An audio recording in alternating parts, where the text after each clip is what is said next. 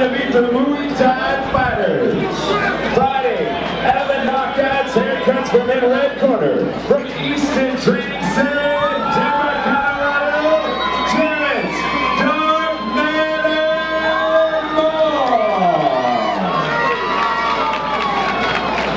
and fighting out of the Spartan Labs blue corner, from Trials Martial Arts in Fort Collins, Colorado, Kris Hocum. This professional 180-pound Muay Thai bout is scheduled with 3 3-minute rounds. Referees Terry Mills.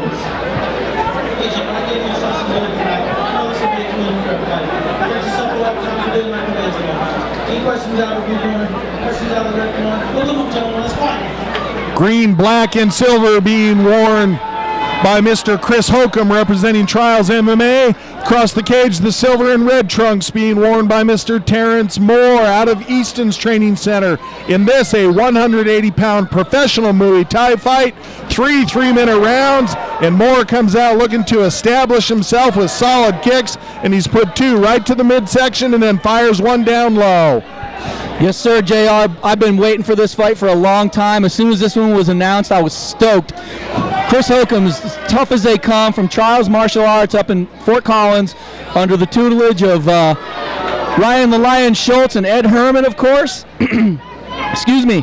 And Terrence Moore under the tutelage of none other than Sparta Combat League light heavyweight Muay Thai champion, Chris Trammell. Both these guys, Ron, you and I have had a chance to watch before. You referenced the toughness of both. What I really enjoy is the clean technique of each fighter. Yeah. You're not going to see a whole lot of wild winging punches. Everything is measured. Everything is appropriate.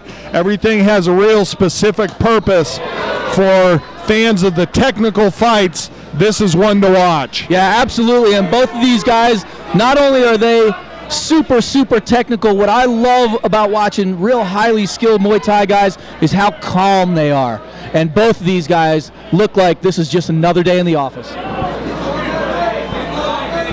Nice job by Hocum, measuring the distance, getting out there with his jab. Moore has a bit of a height and reach advantage, but he's not able to put that to use real great yet, other than those body kicks. And a little something I didn't know Hocum had in his arsenal there, a little bit of flash, and Moore looks to answer back and show his opponent, hey, if you want to play like that, I got it too. Stylistically, this is a beautiful matchup for 2 really very profound strikers in Colorado, and just 2 guys that have had just tremendous experience here. And both these guys are obviously showing that kind of skill and that kind of tutelage that they've been coached under right now. It's beautiful. And Hocum, good job putting that kick up high as his opponent was in close. That's something that a lot of times an opponent won't expect. They'll come in, get close, not think that they're, or rather think that they're too close for head kicking range. They'll drop a hand, and Hocum looking to take advantage of that. Didn't work yet, but let's see if he tries to play out that same technique a little bit later on. And so far, it's only Moore that we've seen using the teep kick, which is something that you usually have for measuring a little bit of distance. Sometimes it's a defensive tactic, and you would kind of expect that from the taller fighter looking to keep his opponent out at range. Yeah, both of these guys are landing some really good, clean, effective shots. It seems as though Kris Hocum has taken a few shots that are very close to that liver, and it's just a matter of time before one of those lands. But both these guys just showing beautiful and brilliant technique right now. 10 seconds left. And first round's under the belt. Great first round by both of these guys.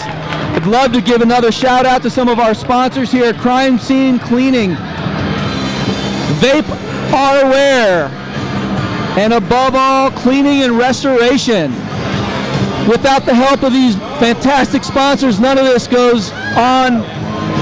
These events become mundane without the support and the help of our sponsors, and we greatly appreciate you guys. You mean the world to us, and we can't wait to have you more involved with us as we continue to grow as well with Sparta Combat League. So in between rounds here, we've got very calm, cool, collected corners. Ryan Schultz giving Kris Hocum some instruction, as we see. As we referenced earlier, Chris Trammell, Terrence Moore. both getting their instructions dialed in, and second round is just about underway, JR. 3-minute rounds in the professional division. I think they're wearing 10-ounce gloves. Yep.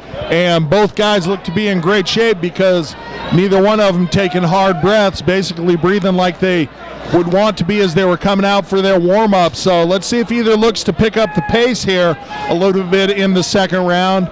It's very common, especially in very, very traditional Muay Thai, that the first round is considered a bit of a feeling out round. We'll have a little bit of a slower pace, and then as the fight progresses, the pace picks up. And both these guys with some tradition in their background, let's see if that's the case. Yeah. We are in the professional division, and elbows are allowed. We haven't seen either fighter look to use those, and just as I say that, That's right. One skips in for Mr. Moore. And the intensity is definitely picking up here in the second round as we anticipated. Both of those gentlemen had a first round to feel each other out, and now they're bringing the heat. Just a moment ago, Moore was really able to sit down on the right hand that he threw. He caught the timing of Hocum. Just as Hocum planted his feet, Moore was able to do the same and really lean into the punch. Hocum took it well, and Moore looking to advance his game a little bit now, throwing some elbows while he's in there, and then he goes for a little bit of flash.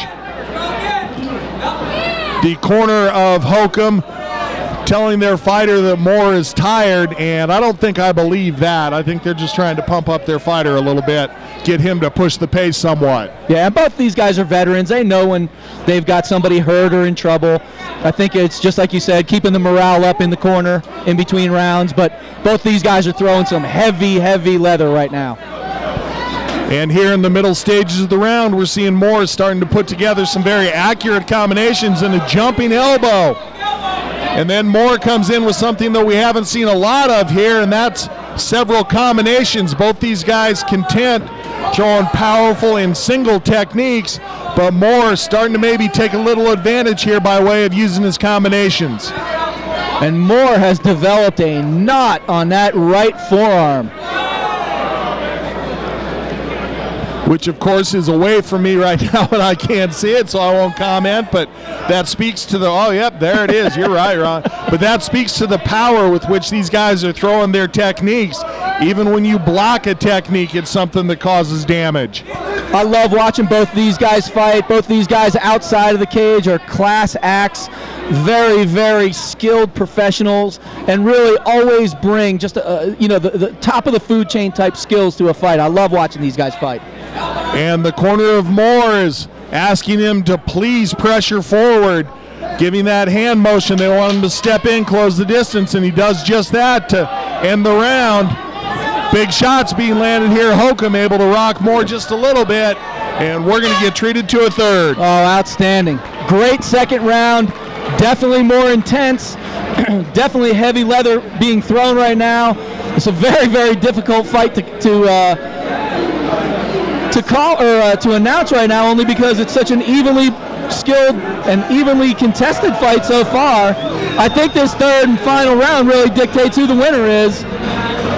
Razor's edge here in terms of who you can go with is winning the fight, but I think both of these guys know that, especially going into the third round, and I'm expecting to see,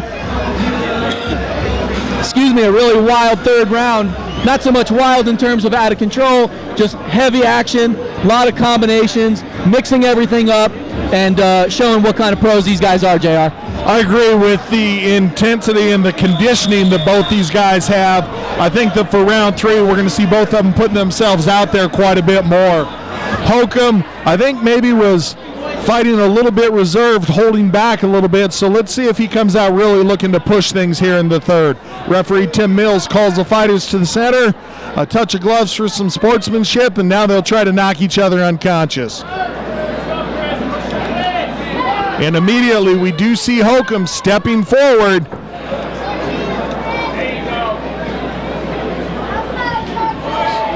Nice short elbow by Hocum. Wow. And Moore was trying to turn the corner and sneak the uppercut or the shovel punch into the liver, but Hocum's elbow got there first, and a solid knee comes in for Moore.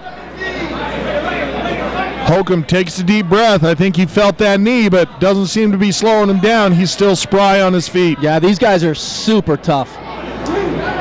And another good knee that Moore did a really nice job of disguising as a kick. It really looked like that body kick that he's been using was going to come up, and he closed the distance, landed the knee instead. I love how cerebral both of these guys are in the cage. They, you know, not a lot of wasted effort here, and just very, very efficient striking that we're seeing. And that speaks well of their training camps and their training partners, giving these guys everything in the gym that they know that they're going to see when they step into the ring here. And this is a traditional Kris Hocum fight. I mean, it's usually tight, and then the third round, Kris comes and starts blistering, and he's doing the same thing right now to Terrence Moore. But Terrence Moore, super calm, composed, and very, very much in control right now of his own fight. And after he threw that head kick, Hocum stepped back, took a couple of deep breaths. So both these guys putting their work in here. Nice check on that kick by Hocum, but Moore follows up with another and is scoring well here. And a little bit of almost what I'd call a flurry being shown there by Moore. Good job by the Easton fighter putting together his techniques and mixing things well here, especially late in the fight. Beautiful jab. Beautiful leg kick comes in for Moore as well. Hocum, however, unfazed, took a well. Hocum backing out with his hands down. That's dangerous when you have a fighter in Moore that's that much longer than you are. Yeah. And Hocum landed a beautiful little jab of his own that really snapped the head back of Terrence Moore coming in, and he just did it again, and he's effectively landing those punches. A couple of times in this fight, Moore has looked to have been staggered just a little bit, but it's usually 2 steps or less, and we see him get his feet back underneath him. That's right. Very difficult fight to judge. Nice cover shown by Hocum. Moore once again skips in with the knee, tries to land the elbow. There's the 10-second clacker. Looks like the judges are going to earn their money. Couple of deep breaths. These guys are going to bite down and look to flurry to finish. I'll tell you right now, I am down to watch these guys fight anytime they want. Great, great fight by both of these guys. Outstanding effort. Outstanding effort by both gentlemen. Great camps. Beautiful technical performance by both guys. I would hate to be a judge right now.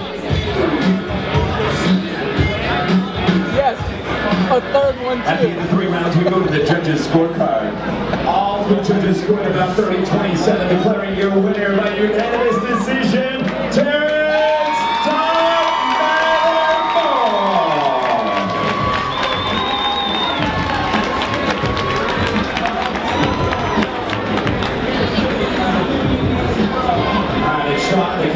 Terrence, take me through that final opening and how much did the reach come into play?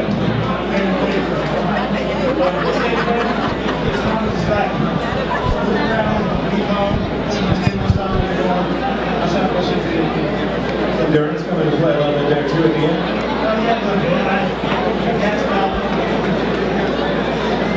That's coming into play right now too. Anybody want to think before you get out of here?